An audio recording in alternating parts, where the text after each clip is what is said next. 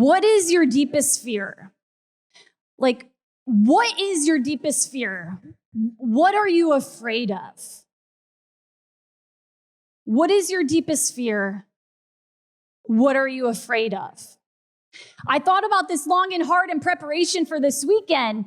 And when I was in high school, I had so many fears. And one of my fears came from school. And you see, in school, on April Fools, I take it very seriously.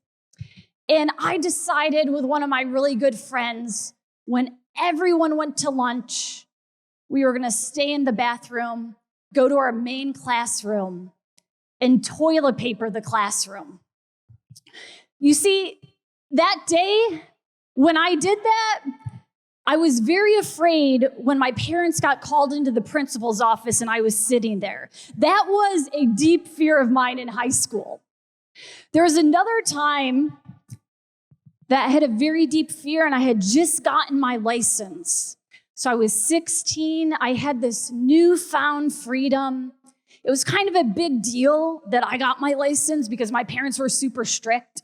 And I remember getting my dad's Ford Explorer. It was in the garage. I cranked it up. And as I backed out of the garage, I didn't realize the garage door was not totally up.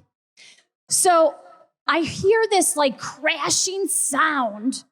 I jump out of the car and I see half of the garage in my driveway. I was very afraid when my parents came home that they were going to see the garage door in the driveway. There was another experience I had, and this time I was going in 10th grade for our 9th grade field trip. We went to this water park in upstate New York. And to be honest, I love water parks. I love roller coasters. I love the fact that I'm in Disney right now. So I love all of that. I love the thrill. I love the adventure. And my friends, the whole bus ride, they had talked about this one ride. And the name of the ride, the name of the water slide, was Kilimanjaro. So side note, if anything has killer in the name, it's just a bad idea. You should not do that, okay? So as soon as the bus pulls up into this water park, my friends and I, we literally booked it. We get to the very bottom of the ride and we had to climb 20 decks of stairs. And it took about an hour because there was already a large wait early in the morning. So we get there. And the thing was, I was super excited. I was super pumped. I thought it was going to be awesome. Then the closer I got to the top, the more freaked out I got, okay? And every stair I took, there was those warning signs. If you have a heart condition, you should not go on this slide. If you have heart failure or anything else, you shouldn't do it. And the closer I got to the top, the sign started reading, 1 in every 4 riders chickens out. Will it be you? And in my head, I'm trying to psych myself up. It's not going to be me. It's not going to be me. It's not going to be me. But then the closer I got to the top, I said, it might be me. It might be me. It might be me. And then we get to the top and I'm with 4 friends. And the lifeguard at the top was like, all right, who's going first? And my friend literally pushed me. And I was like, I am? So I remember getting there, the lifeguard gave me some instructions. And at the very top, they have water flowing as soon as you sit down, and you hold on to bars when you sit down. So I remember sitting down in cold water. Now, mind you, I had a little anxiety. I was very nervous. I wasn't sure I wanted to do it, but I didn't want to chicken out. I didn't want to look like a loser in front of my friends. And as I sat down, this cold water splashing on me. Sorry if it's TMI, but I may have peed a little, okay? And then I turned back to my friends really angry that they pushed me to go first. And then my eyeballs started to sweat.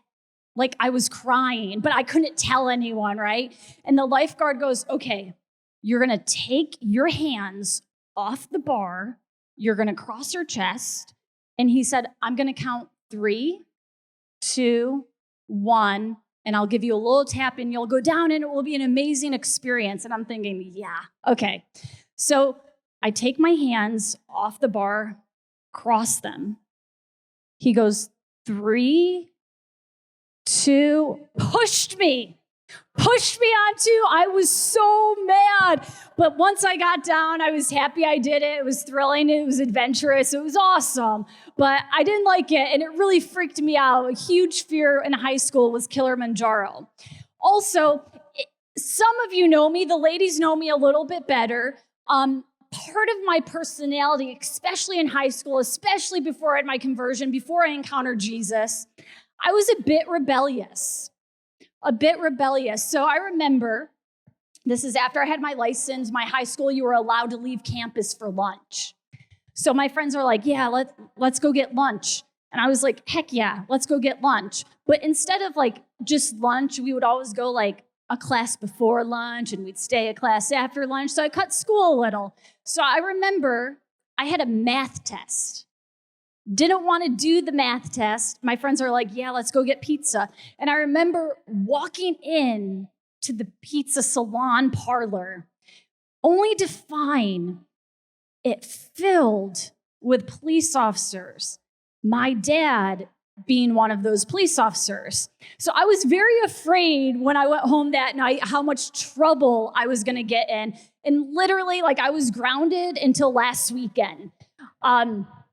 So very, very afraid. And there's this other time when I was in high school, I was afraid.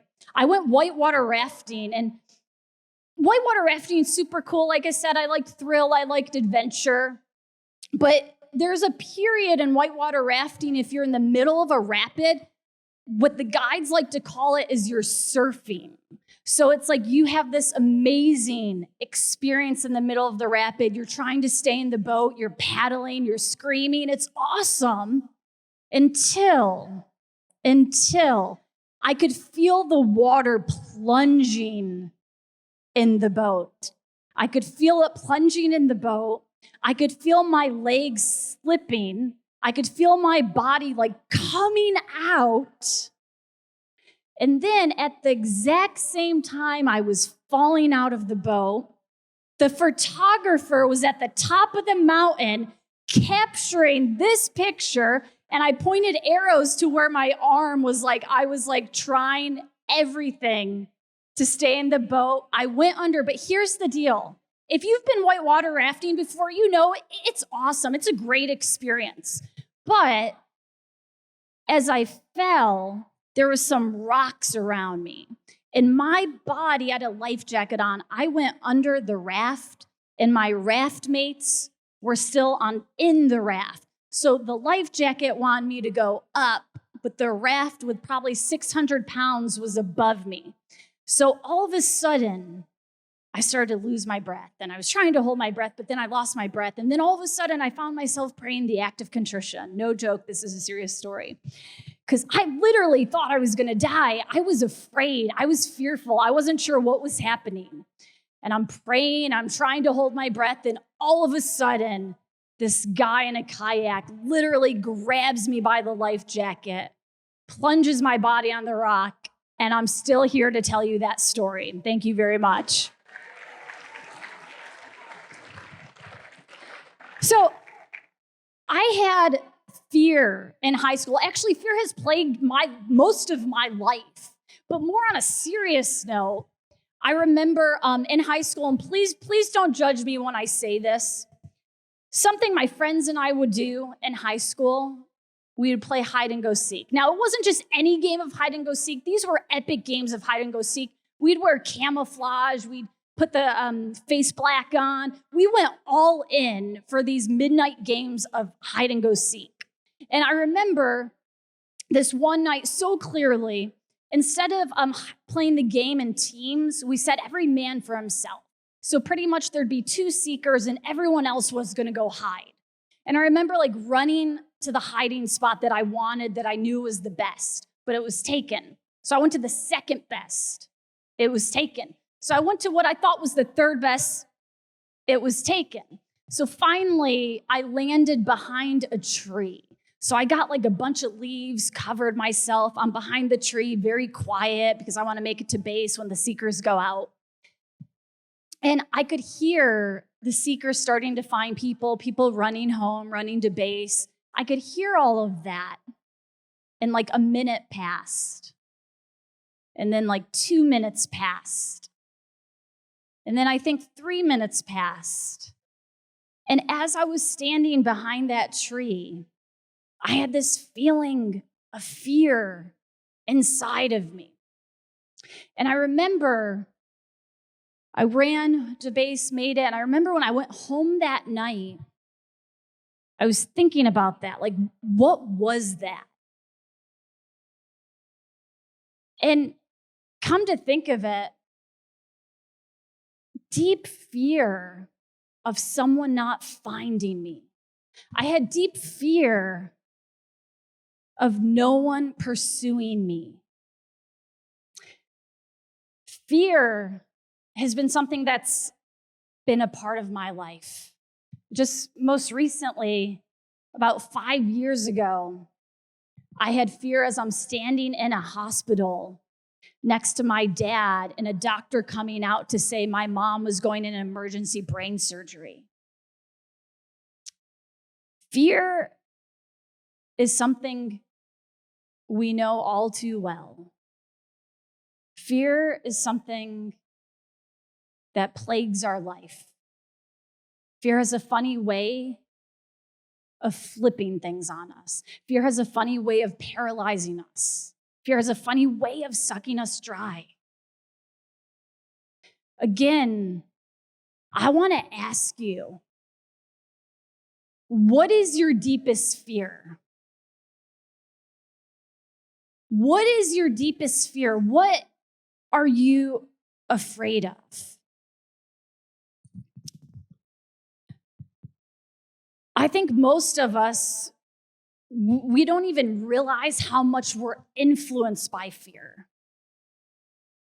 And I'm not just talking about fear from our culture, fear from COVID, fear from terrorism, fear from violence, but the fear we have in the interior disposition of our hearts. The fear that keeps us up at night. The fear that sometimes hurts inside. I look out and I see countless stories. Every single one of you in this room has a story. And every single one of you in this room have fear. Our stories is where fear develops, where fear attacks. And again, I want to ask you, like, what fear do you sit here with on a Saturday night at Steubenville? What fear do you sit here with? Some of you have experienced severe hurt with words, with gossip. Maybe someone bullied you. Maybe someone told you were an accident. Someone made fun of you. And as a result, you have this fear of humiliation. You have a fear of getting hurt. You have a fear that you don't belong. And worst of all, you have a fear that you're not lovable. Some of you have experienced constant comparison, especially on social media, especially as we scroll through Instagram. And as a result, you have a fear that I'll never be good enough. I'll never be like that person. I'll never be able to take that person to homecoming. I'm not talented. I can't make the team. I can't measure up. Some of you have experienced broken relationships. Boyfriend, girlfriend, parents breaking up, divorce. And as a result, perhaps some of you are afraid of having a relationship, having commitment, having betrayal, just afraid of your heart being hurt. Some of you have experienced abuse, whether physical, sexual, or emotional abuse. And perhaps you're afraid of trusting others. Some of you have experienced deep isolation and loneliness. And as a result, you fear that no one has your back. No one's going to be there for you. Maybe some of you have experienced death of a loved one, a friend. Maybe some of you know someone who committed suicide. And as a result of that death, you're afraid of living. You're afraid of being fully alive. Some of you, because of your home life, severed relationships, instability, fear of the future, you have this fear that you don't know what you're going to do and you need to have it all worked out. You don't know what college you're going to go to. You don't know what your vocation is. You don't know what the future looks like. Some of you may be questioning your sexuality, and there's a lot of fears surrounding that. Just for a moment, I want to acknowledge this is tough. This is heavy stuff we sit here with. Heavy stuff we sit here with. And friends, I know fear is difficult. I know sharing our fear is difficult. And I know facing fear is difficult. But we must. We must face our fears. We must acknowledge our fears, or our fears will rule our life. We must acknowledge our fears. We must face our fears, or our fears will literally rule our life. Let me give you an example. Several years ago, I was working with a group. It was like an Athletes in Christ group, and there was these two brothers. There was outstanding, great guys. One was a senior in high school, and one was a junior in high school. And the senior in high school, he pretty much had a scholarship, Division I scholarship for basketball to any school he wanted to go to. He was a great athlete, great student. He could go anywhere. Now, his brother, who was a junior, great guy, great athlete, great student, but he wasn't getting the looks that his brother got at that time. So he got fearful. He loved playing basketball, but he didn't want to play basketball because he was afraid of failing. He was afraid of saying, my brother is better than me. He was afraid of saying, I'm not going to be able to go to college for this. So he gave up. Fear has a weird way of warping our reality. Fear has a weird way of taking over everything we're feeling inside. What is the fear you sit here with right now? One of the biggest things to acknowledge is that fear can sometimes destroy our relationship with God, or it could make us an arm length away from God. It's like, God, you're over there and I'm over here and my fear is in between. And sometimes as a result of that, or as a result of distance, we tend to pull away. And when we pull away from God and we withdraw from God, we sometimes tend to be okay with substitutes.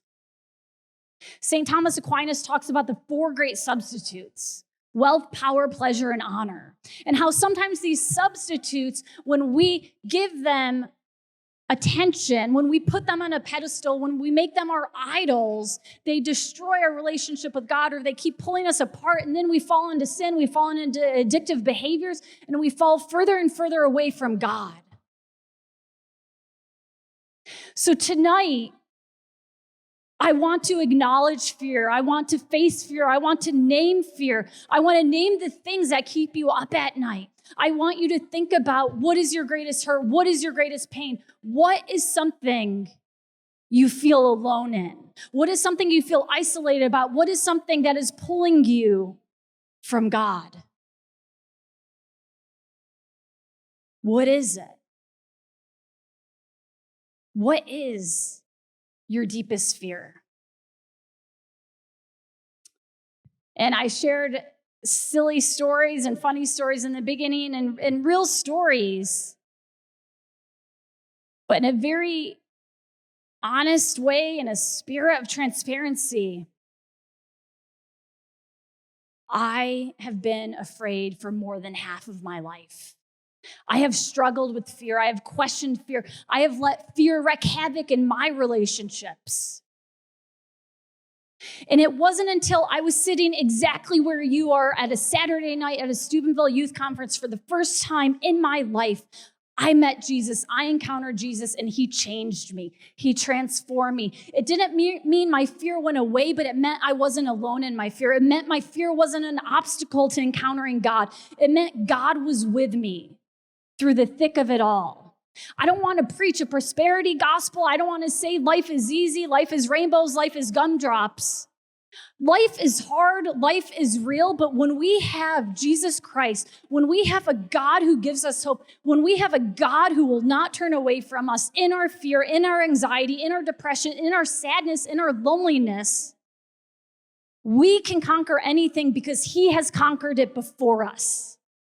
He will never let us down. He will never leave us. He will never forsake us. He is always going to be there. And when we hold on to that truth, when we hold on to the truth of the gospel, the truth that Jesus promised us, when we hold on to the truth of the cross, we can walk. We can go another day because we know that we are not alone. We know that Jesus is with us. And when we know that, and when we are convinced of that truth, of that reality that we have as our faith, our life can look different. Our fear can look different. The way we move forward, the way we progress can look different. Because my brothers and my sisters, fear does not conquer us because God has conquered fear.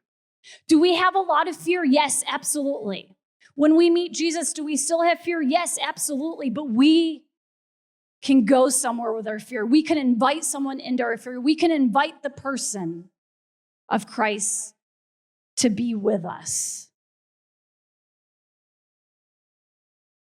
So again, I want to ask you,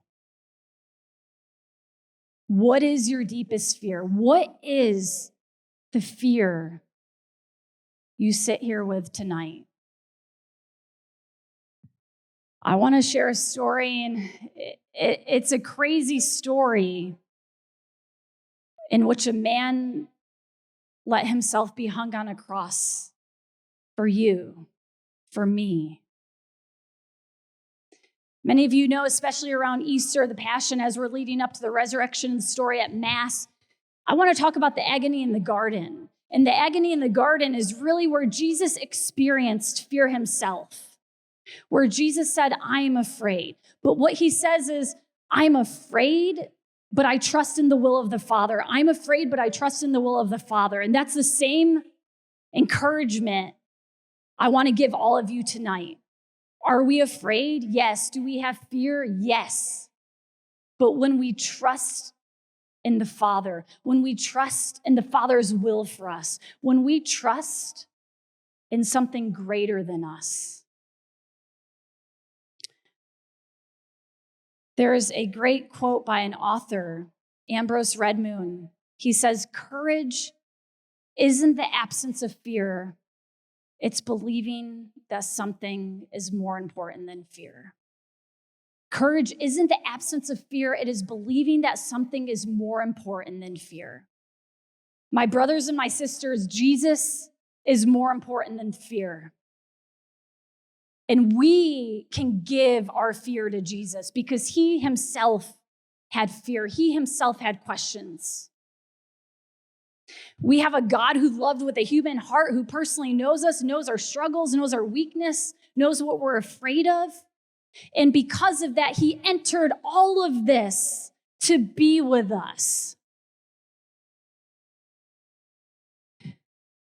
The agony in the garden reminds us that Jesus took on everything so he could feel what we feel. Jesus wasn't afraid to follow the Father's will. He trusted.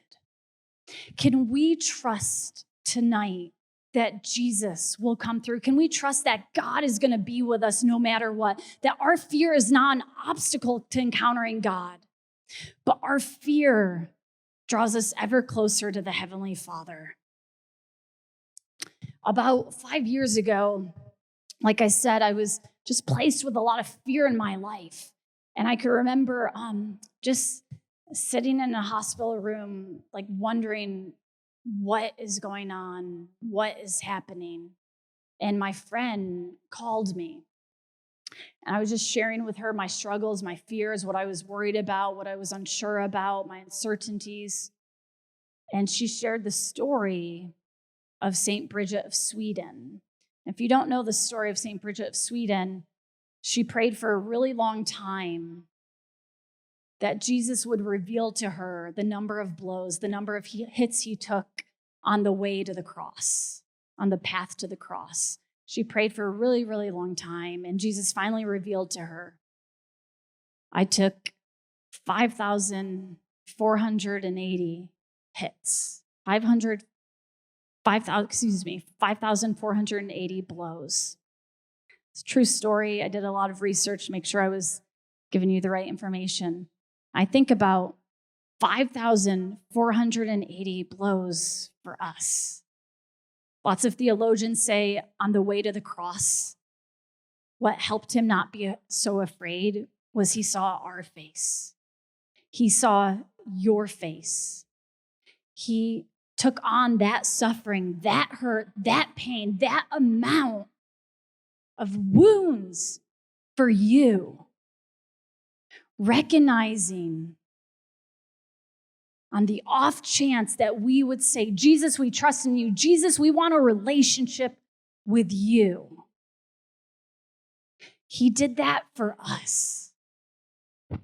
Tonight, we have this incredible opportunity to meet Jesus face to face, to share our fears, to be honest, to be open, recognizing his suffering, his pain was for you and for me. So I must ask, how much space do we give to fear in our life? How much space do we give to fear in our life? A little or a lot? How much space do we give to fear when we have the hope of Christ? How much space do we give to fear when we can lean in the trust of Jesus? How much space do we give to fear when we can rely totally and positively on everything, the promises that Jesus offers us? How much space do we give to fear when we're able to look at a crucifix and say, he did that for me, for all of you, but for you personally? How much space do we give to fear when we see his face? How much space do we give to fear when we know he is the one person who will never give up on us?